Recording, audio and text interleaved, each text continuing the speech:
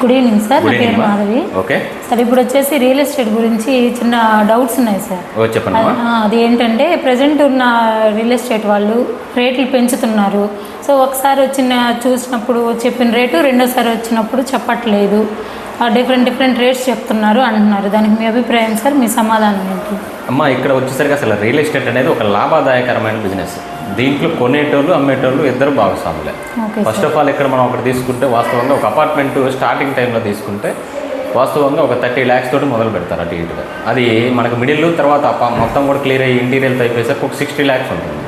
So ఇక్కడ మనం వారిని తప్పుపడుతూ కూర్చునే కంటే కూడా ఒక సరైన సమయస్ఫూర్తితో కనుక ఇన్వెస్ట్మెంట్ చేస్తే మనకు అధిక రాబడులను పొందొచ్చు. ఇక్కడ మనం ఇంకొక విషయం గమనిస్తే ఏంటంటే రేట్లు తగ్గితే పొందామనే ఆలోచన నుంచి ప్రాపర్గా బయటకు వచ్చి మనం ఇక్కడ ఇంకొక విషయం కూడా బయటికి రావాలి.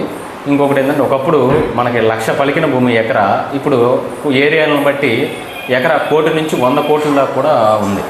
సో మన శక్తి మేరకు సరైన ప్లేస్ కనుక ఎంచుకొని ఇన్వెస్ట్మెంట్ కనుక చేయగలుచుకుంటే ఇన్వెస్ట్మెంట్ చేసిన వచ్చే ఎప్పుడు పైన.